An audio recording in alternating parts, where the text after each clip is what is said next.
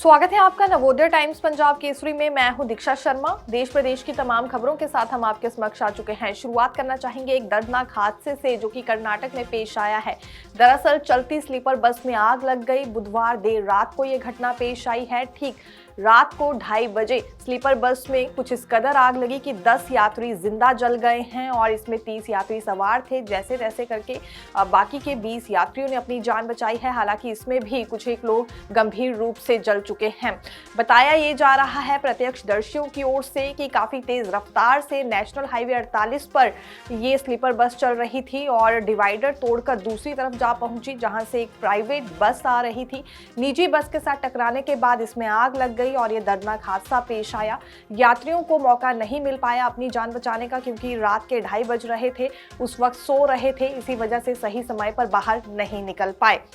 लेकिन देखा जा सकता है लगातार इस तरह के मामले सामने आ रहे हैं जहां स्लीपर बस में आग लग रही हो। ये कर्नाटक के चित्रदुर्ग क्षेत्र की घटना बताई जा रही है। काफी दर्दनाक और ये वीडियो आप देखिए काफी भयानक सामने आई है। एक और हादसा जो कि तमिलनाडु में पेश आया है। यहाँ बस ने 2 कारें बहुत बुरी तरह से कुचल दी। 9 लोगों की मौत हो गई है। इसमें 4 महिलाएं और 5 पुरुष बताए जा रहे हैं। इसके अलावा कुछ एक यात्री बुरी तरह से घायल भी हो गए हैं। पुलिस ने बताया कि तिरुचिरापल्ली से चेन्नई जा रही रोडवेज बस का स्टेट हाईवे पर टायर फट गया था। बस अनियंत्रित होकर डिवाइडर पर चढ़ती हुई दूसरी लेन में चली गई और सामने से आ रही 2 कारों को कुचल दिया। दोनों कारें बस के नीचे फंसकर पूरी तरह चकनाचूर हो गई। हादसे की सूचना मिलते ही तित्ताकुडी और रामनाथम पुलिस मौके पर पहुंची और स्थानीय लोगों की मदद से फंसे लोगों को बाहर निकाला। घायलों को तित्ताकुडी और पेरबलूर के सरकारी अस्पतालों में भर्ती करवाया गया। हादसे के कारण चेन्नई तिरुचि नेशनल हाईवे पर कई किलोमीटर लंबा जाम लग गया। करीब 2 घंटे बाद क्रेन से वाहन हटाकर यातायात चालू किया गया। सड़क हादसे में दोनों कारों में सवार 7 लोगों की मौके पर ही मौत हो गई थी, जबकि 2 लोगों की इलाज के दौरान मौत हुई। पुलिस के मुताबिक मृतकों में 5 पुरुष और 4 महिलाएं शामिल हैं। Yesterday in Kadlur district, a tragic road traffic accident had happened near Thittakudi in a place called Eduthu, where a government SCTC bus traveling from Trichy to Chennai collided with 2 cars. 9 people were eventually dead due to the road traffic accident, and the remaining 4 people are undergoing treatment in government hospitals. After the accident happened, all the departments had visited the place. The inquiry is ongoing. The police department and the transport department are inquiring as to the cause of the accident. Meanwhile, the Honorable Chief Minister has also announced 3 lakh rupees as ex gratia for the families deceased for each family. And the inquiry is ongoing, and as soon as the cause of the accident is ascertained, further action will be taken. Jammu से लेकर उत्तराखंड तक और दिल्ली से लेकर उत्तर प्रदेश तक घना कोहरा छाया हुआ है। अगले 3 दिनों के लिए अलर्ट जारी किया गया है कोहरे पर। दरअसल हिमाचल प्रदेश में भी, क्योंकि शून्य में तापमान अब हर जिले में पहुंच चुका है और वहां भी घना कोहरा छाया रहेगा।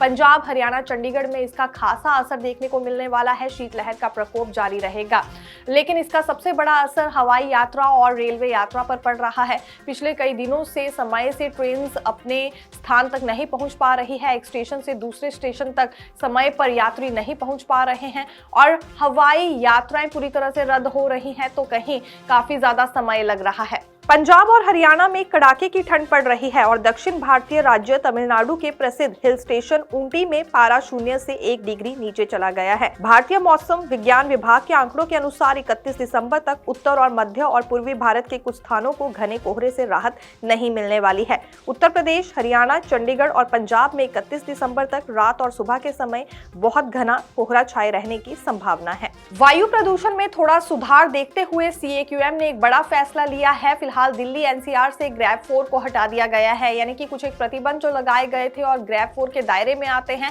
अब वो लागू नहीं होने वाले हैं। लेकिन स्टेज 1, 2 और 3 के प्रतिबंध अभी भी लागू रहने वाले हैं। आइए आपको बताते हैं कि एयर क्वालिटी इंडेक्स आज कितना दर्ज किया गया है, क्योंकि ये अब 250 से नीचे आ चुका है। ये मानना है CAQM का भी और अन्य संस्थानों का भी। CAQM की सब कमेटी की बैठक में बुधवार को दिल्ली की हवा की स्थिति और IMD, IITM के पूर्वानुमान की समीक्षा की गई। समीक्षा में पाया गया कि बीती रात से तेज हवाओं और अनुकूल मौसमी स्थितियों के कारण दिल्ली का AQI में काफी सुधार हुआ है, जिसके बाद आज दिल्ली का AQI 251 दर्ज किया गया, जो खराब कैटेगरी में जरूर आता है, लेकिन गंभीर श्रेणी से हम नीचे आ चुके हैं। हालांकि IITM का पूर्वानुमान है कि आने वाले दिनों में हवाओं की रफ्तार कम होने से AQI में फिर बढ़ोतरी हो सकती है। इसलिए सतर्कता बरतते हुए स्टेज 4 के कड़े नियमों को वापस ले लिया गया है, लेकिन स्टेज 1, 2 और 3 के नियम अभी भी जारी रहेंगे, जिस बात का ध्यान रखने की अति आवश्यकता लोगों को है। देश प्रदेश की खबरें जानने के लिए देखते रहिए नवोदय टाइम्स पंजाब केसरी। मैं दीक्षा शर्मा, धन्यवाद।